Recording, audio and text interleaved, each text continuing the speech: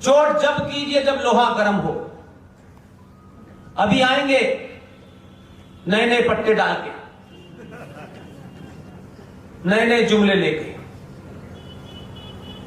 इस बार यह तय होगा कि पहले ये करो, वोट बाद में देंगे। यह एहसास कराओ कि नहीं, उनका नहीं, वोट तो हमें दोगे ही ना तुम। ये गलतफहमी निकाल दीजिएगा। भारत की संसद में places of worship act 1991 PV Narasimha Rao के दरमियान यह पास हो गया, इसलिए अयोध्या को उससे बाहर कर दिया। काशी भी उसमें शामिल है। आपको संवैधानिक तौर पर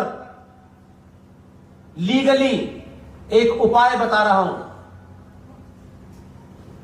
गुजरात में था, वहां भी बताया। उत्तर प्रदेश में मेरे उपाय को सुनने वाले लोग हैं, इसलिए बता के आया हूं। प्लेसेस ऑफ वर्शिप एक्ट 1991 एक ऐसा कानून है जिसके तहत मेरे पुरखों की जमीन पे जो मंदिर बने हुए थे, उन मंदिरों का मुझसे अधिग्रहण छीन लिया गया है और अब वो सरकार के प्रोटेक्शन में है, मेरे नहीं है, और कानूनी तौर पर उनमें बदलाव नहीं किया जा सकता। संविधान की धारा 254 254 ब्रैकेट में 2, सारे नौजवान इस धारा को याद कर लें। जो भी वोट मांगने आए और बहुत हंस के वोट मांगे, जब इस पे बात करेंगे तो उसका मुंह बंद हो जाएगा और कहिए आपको पता है कि नहीं पता है। तुमने बताना जिम्मेदारी नहीं समझा। तुम्हें लगा कि अगर इनको हमने बता दिया तो कहीं हमसे सवाल ना पूछ लें, लेकिन कहिए हमें एक आदमी बता गया है।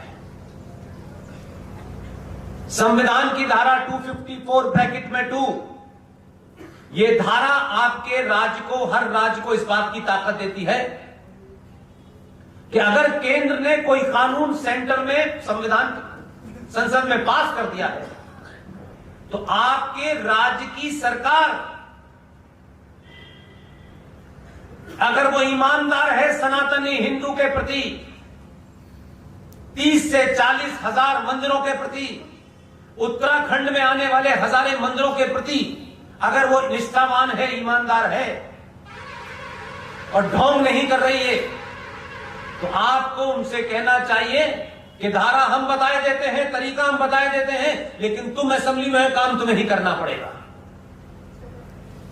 254 ब्रैकेट में 2, यह धारा संविधान की इस बात की ताकत देती है कि केंद्र सरकार ने प्लेसेस ऑफ वर्शिप एक्ट 1991 जो पीवी नरसिम्हा राव ने पास करके बना दिया है, इसके खिलाफ आपकी राज्य सरकार जो इस वक्त बहुमत में है, उसको एक लाइन का प्रस्ताव लाना है कि उत्तराखंड की सरकार मेजॉरिटी से यह प्रस्ताव पारित करती है कि प्लेसेस ऑफ वर्शिप एक्ट 1991 से उत्तराखंड को मुक्त कर दिया जाए। यह प्रस्ताव जैसे ही पारित होगा और पारित होने के बाद दिल्ली भेजा जाएगा, तो दिल्ली के अंदर भी राष्ट्रपति भवन में आपका आदमी बैठा है।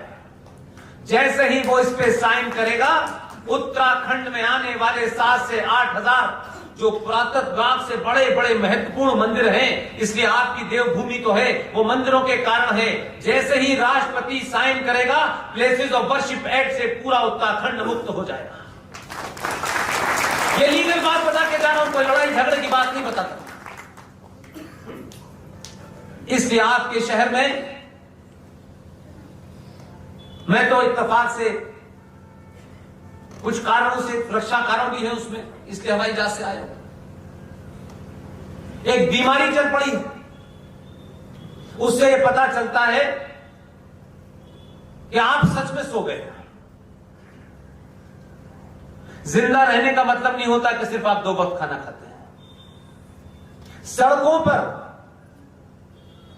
मंदिरों के किनारे पर, बस स्टैंड पर, हर जगह कोई ना कोई मजार पैदा हो गई है।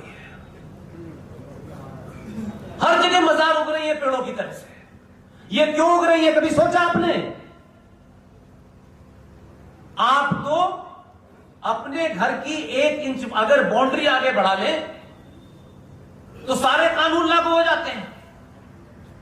लेकिन ये खुल्लम खुल्ला आपके राज्य में, पूरे देश में ये हो कैसे रहा है और सारे लोग चुप क्यों बैठे हैं? जो चुप बैठे हैं वो ज्यादा बड़े गद्दार हैं। जो खामोश हैं उनसे कल लोग सड़कों पे पूछेंगे। इसलिए मैंने कहा कि संचार क्रांति के दौर में कुछ चीजें छुपने वाली नहीं है कि नेताजी नहीं बताएंगे तो पता नहीं चलेगा।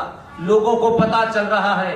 इसलिए कुमाऊं के अंदर रूबल जैसा लड़का एक प्रोग्राम करे, उसमें इतने सारे लोग आ जाएं। ये बात को चलता है कि आप लोग कुछ समझ रहे हैं, वो खतरा आपको दिख रहा है। लेकिन शायद इन्होंने मुझे इसलिए बुलाया है, बुलाने के लिए तो ये कर्नल आर सिंह साहब को भी बुला सकते थे, जीडी बख्शी साहब को भी बुला सकते थे, ये जिसको दिन चाहे बुला सकते थे।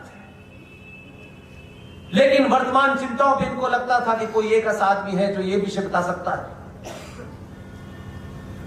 1995 में भारत की संसद में एक और जघन्य अपराध हुआ। हम चुप रहे क्योंकि हमारा एजेंडा तो कुछ और है भाई। उनका एजेंडा देखिए, वो सत्ता में नहीं है, व्यवस्था में नहीं है, संसद में नहीं है, जुडिशरी में नहीं है, लेकिन वो काम कर रहे हैं जिसे काम करने के लिए आपने 70 सालों के बाद मोदी को चुना है। वो मोदी नहीं चुनते, वो इस बात की चिंता नहीं करते कि हमारे एमपी 50-100 होंगे तब हम ये लाएंगे, तब ये भारत हिंदू राष्ट्र होगा। ये बीमारी है क्योंकि वो अपनी समाज की सामूहिक शक्ति के ऊपर विश्वास रखते हैं।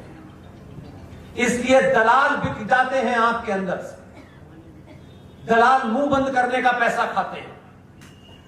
दलाल आपको मुंह बारे में पता ना चले इसलिए आपसे बात नहीं करते हैं और वो आपकी इस कमजोरी को जानते हैं।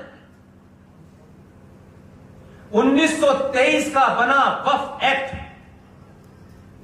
1956 में अमेंडमेंट हुआ। 1984 में जिन्होंने सिखों का नरसंहार किया दिल्ली के अंदर, उसमें से कोई पकड़ा नहीं गया आज तक।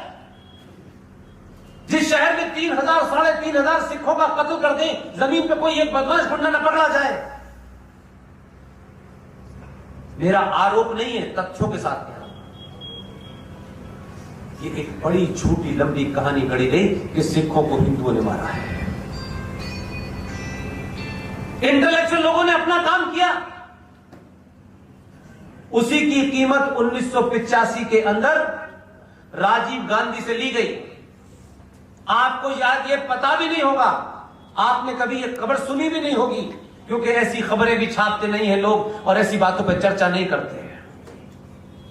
जिन लोगों ने सिखों का कत्लेआम दिल्ली में किया, उन्होंने अपनी ताकत के हिसाब से सरकार से बार्गेनिंग की। इसलिए मैंने कहा कि अगर बार्गेनिंग भी करनी है जिंदगी में तो राष्ट्र के लिए करना, अपने लिए मत करना।